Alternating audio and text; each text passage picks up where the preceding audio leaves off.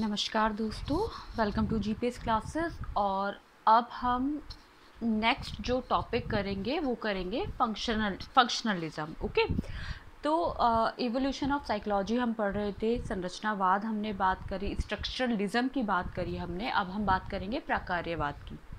ठीक, तो जैसा कि हमने देखा था कि जो विल्हम वुंट थे वो माइंड के स्ट्रक्चर पे ज़्यादा जोर दे रहे थे कि भाई माइंड का स्ट्रक्चर क्या है, उसे पढ़ना चाहिए। इंट्रोस्पेक्शन की बात उन्होंने करी, तो हमने उसमें क्या देखा कि जो इंट्रोस्पेक्शन है वो लेस साइंटिफिक मेथड है। ठीक है, अब यहाँ पर जो विलियम जेम्स हैं इनको फंक्शनलिस्ट कहा जाता है और ये अमेरिकन साइकोलॉजिस्ट हैं। ठीक, और इन्होंने सेटअप किया था साइकोलॉजिकल लैब इन कैम्ब्रिज।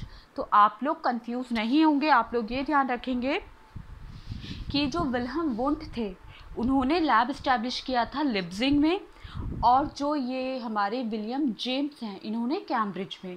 तो विल्हम और विलियम में कंफ्यूज नहीं होना है। अब आगे देखते हैं इन्होंने जो अप्रोच किया, इन्होंने क्या बोला कि हमें ह्यूमन माइंड का बिहेवियर स्टडी करना है रादर दैन स्ट्रक्चर से हमें कोई मतलब नहीं है। हमें ये देखना है कि भाई माइंड है वो कैसे फंक्शन कर रहा है, मेंटल प्रोसेस कैसे काम करता है। जब कोई इंसान एनवायरनमेंट से जुड़ता है तो उसका क्या रिस्पॉन्स होता है, उसका क्या बिहेवियर होता है। Human mind, what mind does and how behaviour functions in making people deal with their environment. कि बिहेवियर कैसे बनता है जब कोई इंसान किसी एनवायरनमेंट के कांटेक्ट में आता है। इनका बिलीव था कि एनवायरनमेंट पॉजिटिव होगा तो बिहेवियर पॉजिटिव होगा, एनवायरनमेंट नेगेटिव होगा तो बिहेवियर नेगेटिव होगा। कुल मिला के इन्होंने जो बात करी वो मेंटल प्रोसेस पे बात करी कि हाउ इट फंक्शन। ठीक है, William James consciousness, according to William James consciousness as an ongoing stream of mental process interacting with the environment form the core of psychology। इनका क्या मानना था, इन्होंने सबसे ज़्यादा जो जोर दिया वो चेतना पे दिया। इन्होंने क्या कहा कि जो कॉन्शियसनेस है, जो चेतना है, ठीक है, वो एक ऑनगोइंग प्रोसेस है, लगातार चलता रहता है जब हम किसी एनवायरनमेंट के से इंटरेक्ट करेंगे। ठीक, हम कहीं गए, हमने वहाँ कुछ चीज़ें देखी, ऑब्जर्व किया, हम उसके बारे में कुछ अपना परसेप्शन बना लेते हैं, कुछ सोचते हैं। हम जब उस जगह से हट गए, हम सपोज़ अपने घर आ गए, तब भी हम अगर उस चीज़ के बारे में कोई हमसे पूछे किसी पर्टिकुलर जगह के बारे में तो हम बता पाएंगे, वो हमारी चेतना में आ गई है। और वो एक ऑन गोइंग स्ट्रीम में है, मतलब वो चलने वाला एक मेंटल प्रोसेस है, ऐसा नहीं है कि वो रुक गया। आप इसको एक इस तरह के एग्जाम्पल से समझ सकते हैं कि सपोज़ हमारा कोई फ्रेंड है, हम उसके साथ या कोई क्लासमेट है, उसके साथ हमारा अच्छा रिलेशन है या बुरा रिलेशन है, कुछ भी है, तो जो भी उसके साथ हमारा इंटरेक्शन रहता है वो ऐसा नहीं कि जब वो हमारे पास है तभी रहता है, उसके बाद नहीं रहता, नहीं, उसके बाद भी हम उसके बारे में बता सकते हैं। या हम किसी जगह पर गए, हमारा वहाँ एक अपना एक अनुभव हुआ, हमने कुछ अच्छा चीज़ें सीखी, वहाँ कुछ बुरी बातें हुई हमारे साथ, जो कुछ भी हमारा अनुभव रहा वो हमारी चेतना बन गया। तो अब जब भी कोई हमसे, मतलब 2 साल बाद भी अगर कोई हमसे उस जगह के बारे में पूछेगा तो हम अपनी चेतना से ही उसका जवाब देंगे। ऐसा नहीं कि हम वापस उस जगह पे जाएंगे फिर से वो एक्सपीरियंस करेंगे, ऐसा नहीं है। ठीक है, तो वो एक क्या है, ऑन गोइंग स्ट्रीम, लगातार चलने वाली एक स्ट्रीम है। ठीक है, और वो क्या बनाती है, कोर ऑफ साइकोलॉजी, बेस बनाती है, हार्ट बनाती है साइकोलॉजी का। कौन, कॉन्शियसनेस।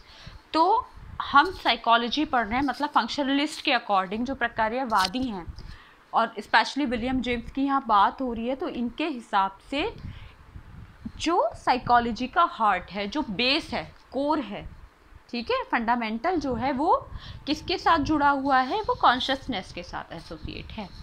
ठीक है, और कॉन्शियसनेस क्या है, एक लगातार चलने वाला मेंटल प्रोसेस है।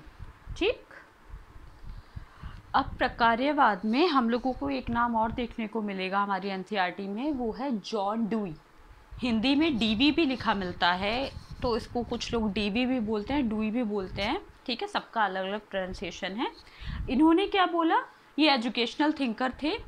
ठीक, और इन्होंने जो एक लर्निंग बाय डूइंग कॉन्सेप्ट के लिए बहुत फेमस हैं, ये चीज़ आप ध्यान रखेंगे, अभी आगे भी हम इसके बारे में पढ़ेंगे। तो इन्होंने जो कहना चाहिए एक प्रैक्टिकल अप्रोच जो होती है एजुकेशन में, इन्होंने उस पर बहुत एम्फसाइज़ किया।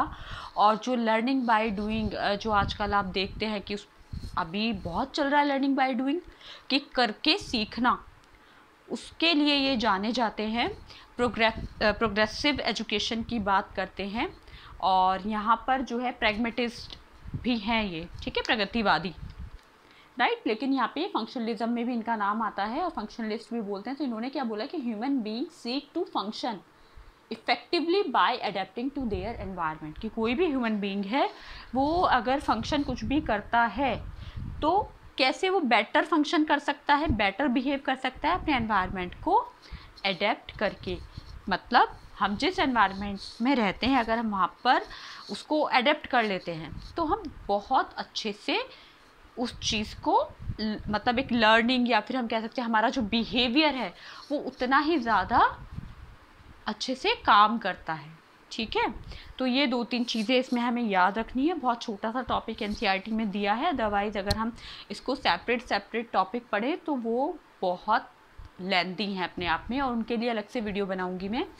पर क्योंकि यहाँ पर हम सिर्फ एनसीईआरटी की बात कर रहे हैं, 11th क्लास की एनसीईआरटी है, तो जितना उसमें दिया है हम उतना ही करेंगे, ठीक है, क्योंकि 11th क्लास के बच्चे अगर इसे देखेंगे तो कंफ्यूज ना हो, राइट।